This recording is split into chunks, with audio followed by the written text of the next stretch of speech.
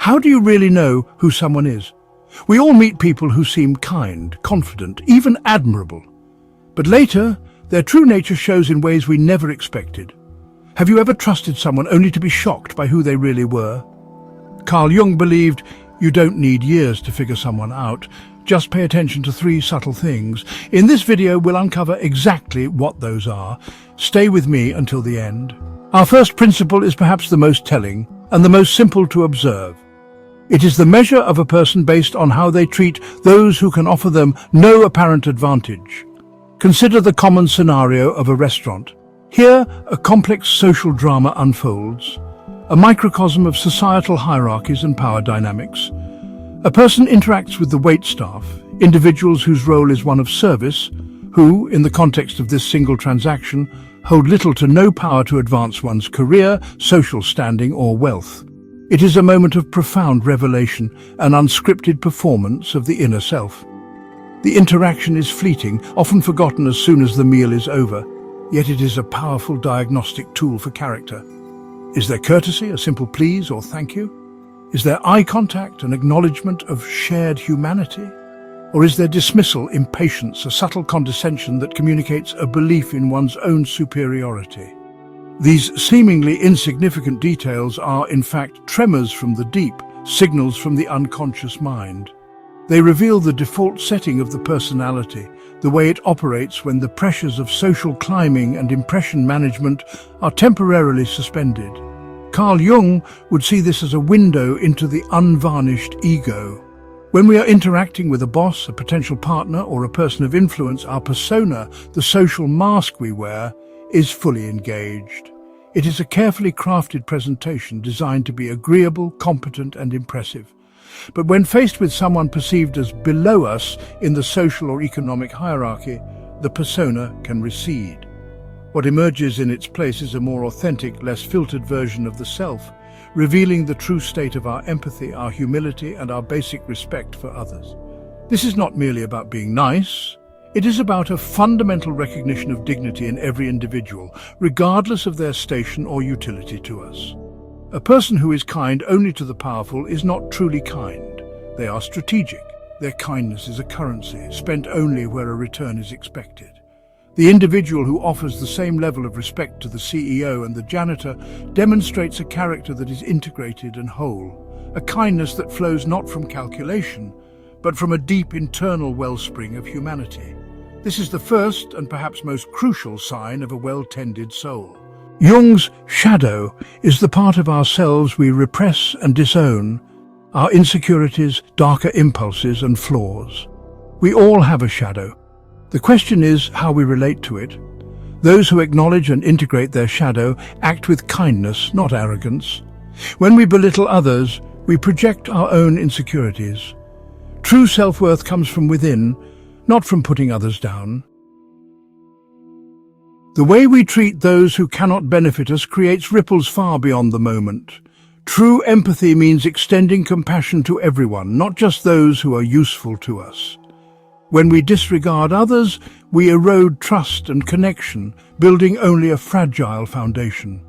The consistency of our compassion is the ultimate measure of our character. Online anonymity dissolves the social contract, creating a digital arena where our shadow selves emerge. Behind usernames, some unleash cruelty while others show kindness. The comments section reveals both our darkest impulses and our best selves. True character is shown not by public reward, but by how we treat strangers when no one is watching. How we treat the world, animals, nature, even inanimate things, reflects our character. A gentle hand for a stray cat, picking up litter, or respecting a public park all reveal empathy and an expanded sense of self. Cruelty or disregard for nature shows a lack of empathy. Our relationship with the world is a mirror of our inner state. Sometimes understanding others isn't easy, especially when we're surrounded by people who wear masks. That's where therapy can help. It gives you the tools to see more clearly not just others but yourself. If you've been thinking about trying therapy, check out the link in the description. Use the code THERAPY20 for 20% off your first session with online therapy. Let us now shift our focus from acts of disregard to their opposite, the small, unheralded acts of service. These are the moments when a person chooses to help another with no expectation of recognition or reward. Holding a door for a stranger, letting another car merge into heavy traffic, picking up an item someone has dropped. These are the mundane miracles of everyday life. They are almost invisible, yet they are among the most reliable indicators of a person's true character. These actions are born from a place of inner abundance. The individual who performs them is not operating from a mindset of scarcity, where every ounce of energy must be hoarded for personal advancement. Instead, they act from a sense of shared experience, a quiet understanding that we are all navigating the challenges of life together. Their help is not a transaction, it is a gift, freely given. It is the persona operating in harmony with a genuinely empathetic core, rather than as a mask to conceal a selfish one. From a Jungian perspective, these small kindnesses represent the successful integration of positive communal archetypes. The archetype of the caregiver, for instance, is not reserved for grand, heroic rescues. It is most authentically expressed in these countless minor gestures of support. A person who consistently enacts these behaviors has internalized the value of community and mutual aid. It has become a part of their instinctual response to the world, operating automatically and without the need for conscious deliberation or calculation of personal benefit. Contrast this with the individual who performs acts of service only when there is an audience. The person who makes a large, public donation but ignores the plight of the individual before them. This is the persona in overdrive, a performance of charity designed to enhance social status. The true test is what happens when the cameras are off, when no one is watching. The person who helps when it is inconvenient, when it is anonymous, and when it is unrewarded, is the one whose character is forged from the most solid and reliable of materials. What's the single biggest trait you notice first when trying to understand someone's true character? Let me know in the comments. Ultimately, how a person treats those who can do nothing for them is the ultimate litmus test of character.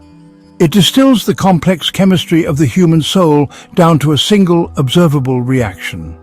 It strips away the persona, the social conditioning, and the strategic maneuvering, leaving behind the raw, fundamental material of the self.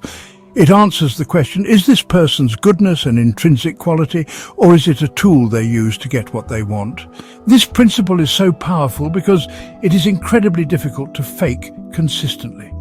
A person can perform kindness for a day, a week, or even a month, but it is exhausting to maintain a facade that runs contrary to one's true nature. Sooner or later, in a moment of stress, distraction, or perceived anonymity, the mask will slip. In that fleeting moment, the shadow will reveal itself, and the default settings of the character will become clear. It is in the pattern of these slips, or the lack thereof, that the truth is found. Jung taught that the goal of life was not to be perfect, but to be whole. Wholeness involves acknowledging and integrating all parts of ourselves, including the shadow. The individual who treats everyone with a baseline of respect and dignity is not a perfect person, devoid of a shadow. Rather, they are a person who has done the hard work of facing their shadow. They have acknowledged their own potential for arrogance and selfishness, and through that awareness, they have learned to manage it. Their consistent decency is a sign of profound self-awareness and psychological maturity. As we move forward, carry this lens with you. Observe the small interactions, the ones that seem to matter least, for they often matter most. Pay attention not to how people treat their superiors, but how they treat the server, the cleaner, the intern, the stranger. In these quiet moments, the soul speaks its truth without adornment. It is here, in the treatment of the unseen and the unvalued, that the true measure of a person's character is most accurately and most brilliantly unveiled. If insights like this help you see the world more clearly, consider subscribing. It's free and keeps you connected. Our second insight into the depths of human character emerges when the calm waters of life are stirred by conflict, criticism, or frustration. It is easy to be graceful, patient, and rational when all is well, when our path is clear and our ego is undisturbed. But the true test comes when we are challenged, when our plans are thwarted, when our beliefs are questioned, when our desires are frustrated. These moments are a crucible, a high-pressure environment that separates the brittle from the resilient in the landscape of the human spirit. Conflict is an unavoidable part of the human experience. It arises in our personal relationships, our professional lives, and within our own minds. How a person navigates these turbulent waters reveals the underlying structure of their personality. Do they seek to understand or merely to win? Do they listen or do they only shout? Do they take responsibility or do they cast blame? The answers to these questions paint a vivid portrait of their inner world, far more telling than any peaceful self-portrait they might offer. For Carl Jung, these moments of high emotional charge are particularly revealing because they weaken the grip of the conscious mind. The ego, our center of conscious identity, strives to maintain an image of being calm, in control, and reasonable. But under the assault of frustration or criticism, the energy required to maintain this facade can become overwhelming.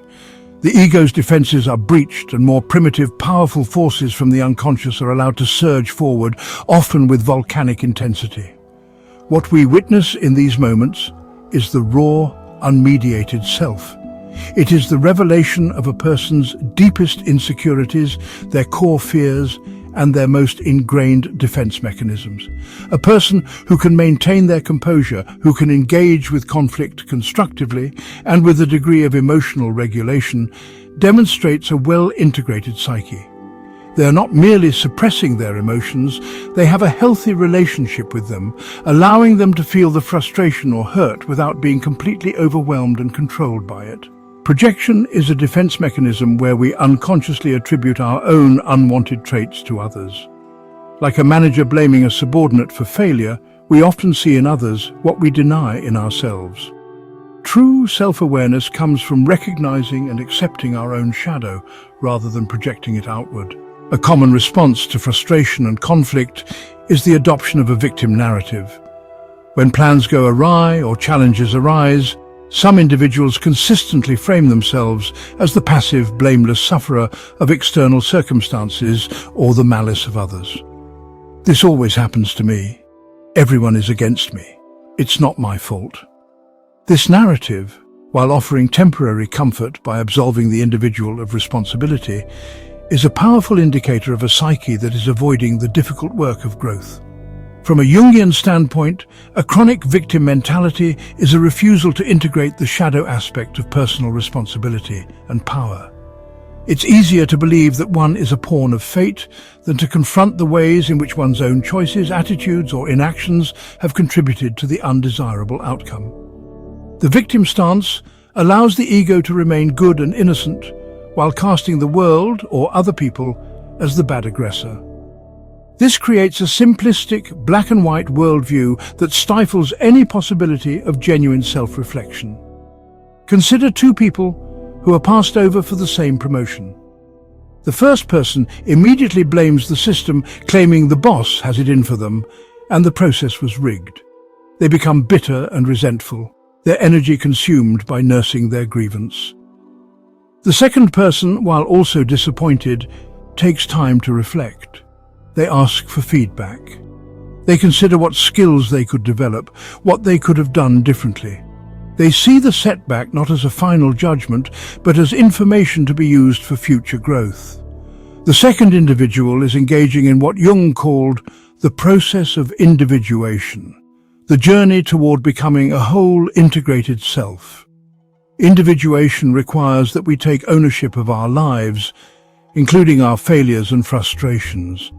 It means withdrawing our projections from the world and recognizing our own role in the events that unfold. The person trapped in a victim narrative is stuck. Their psychological development is arrested because they refuse to embrace the very challenges that are meant to foster their strength and wisdom. Their reaction to frustration reveals a deep-seated fear of personal power and accountability. Frustration is a form of psychic energy. When it arises, it must go somewhere. For the psychologically mature individual, this energy can be channeled into problem-solving, creative thinking, or renewed effort. For the less integrated person, however, this energy often finds its outlet in raw, untempered aggression. This can manifest as raised voices, personal insults, sarcasm, or in extreme cases, physical intimidation. This escalation is a clear sign that the rational, conscious mind has lost control. When a person resorts to aggression in a conflict, it is a desperate attempt by the ego to regain a sense of dominance. The substance of the argument is lost, and the interaction becomes a primal power struggle. The goal is no longer to resolve the issue, but to vanquish the opponent. This is the shadow in its most reptilian form, driven by the fight-or-flight instinct. The person is no longer a rational adult. They have regressed to a more primitive, reactive state of being where might makes right.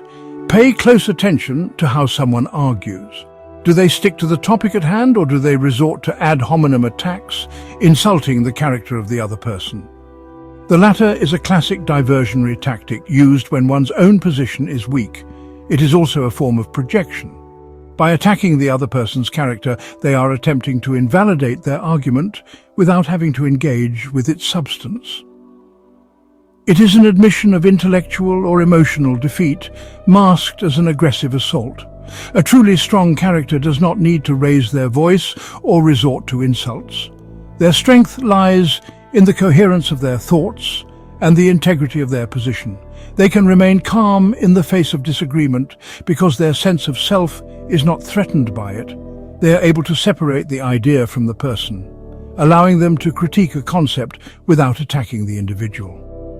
The use of aggression as a tool in conflict is always a sign of inner weakness, a desperate response from a fragile ego that feels itself on the verge of collapse.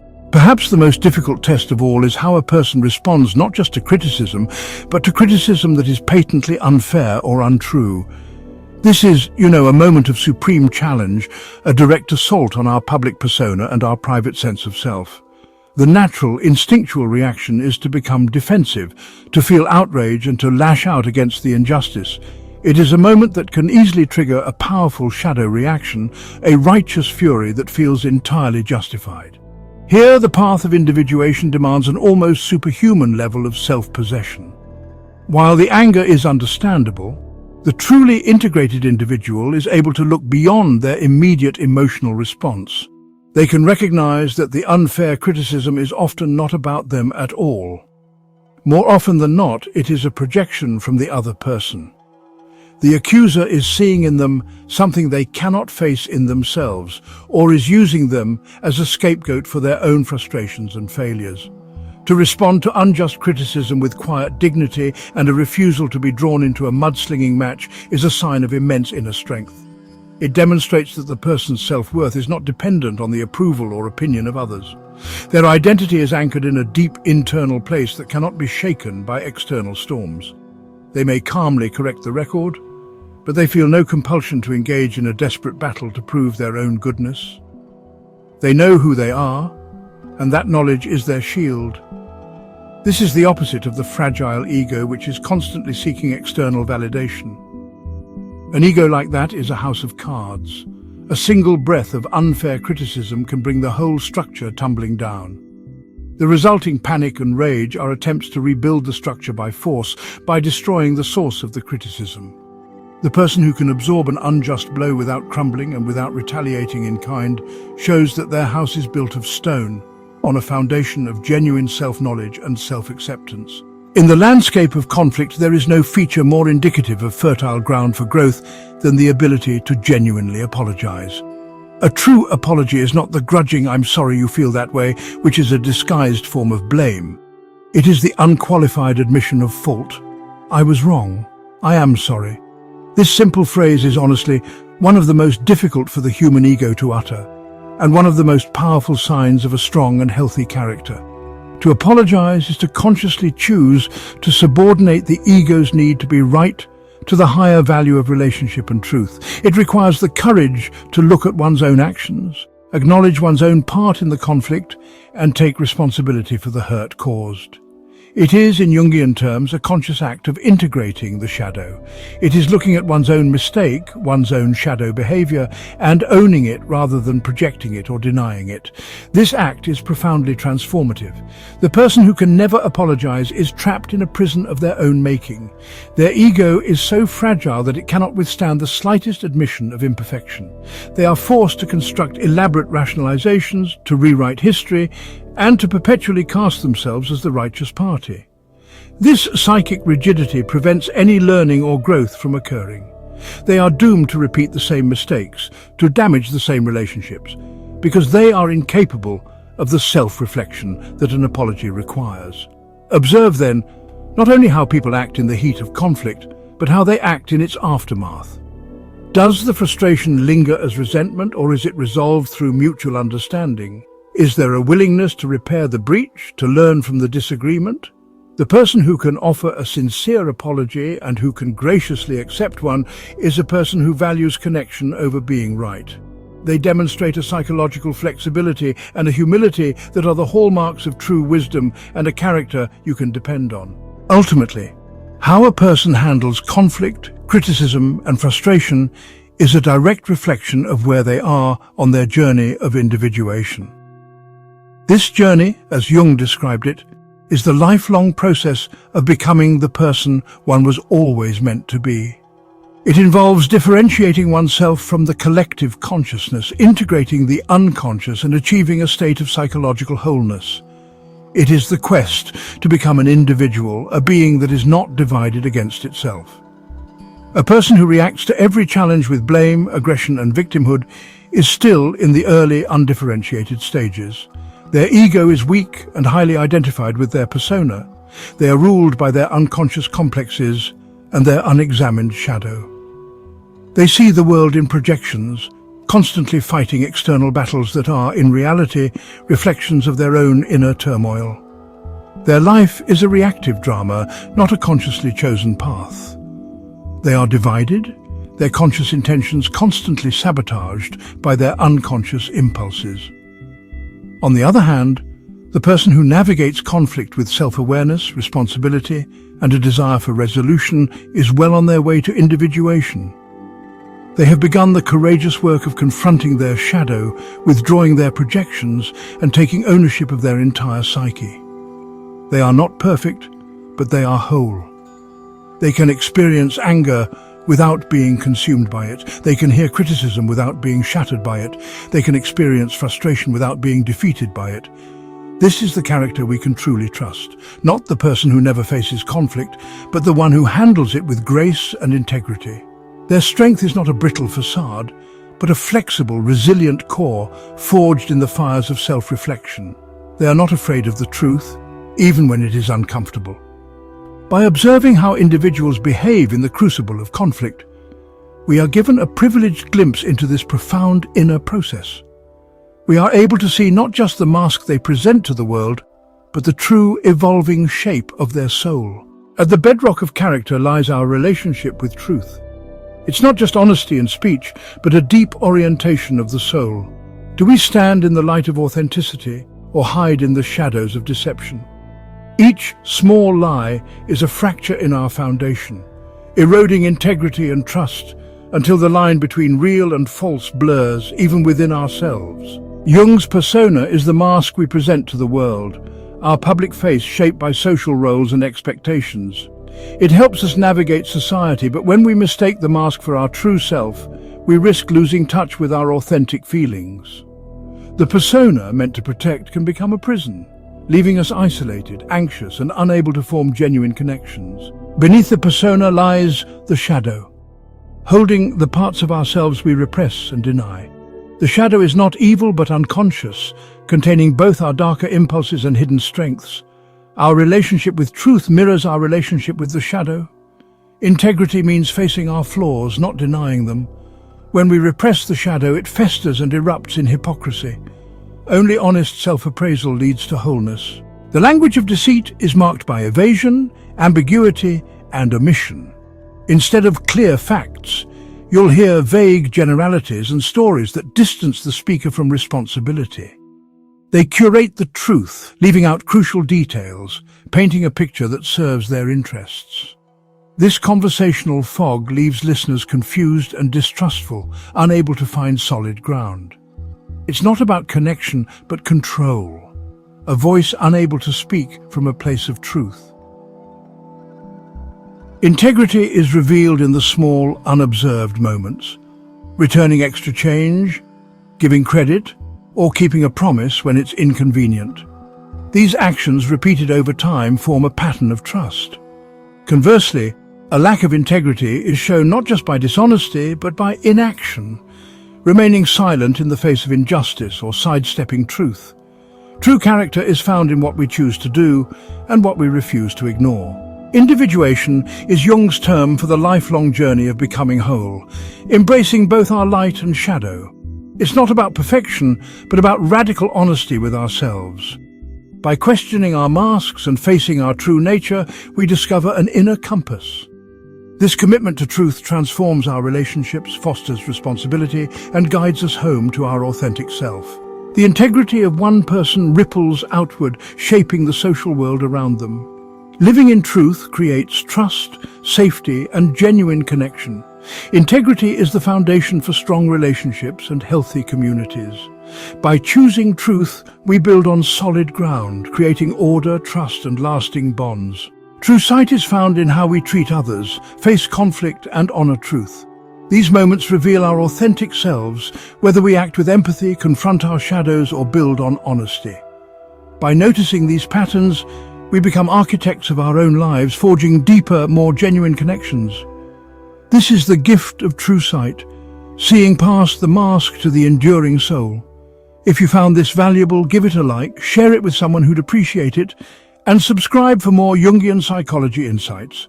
And don't forget to check out the next video on the channel. It continues this journey into the hidden depths of the human psyche.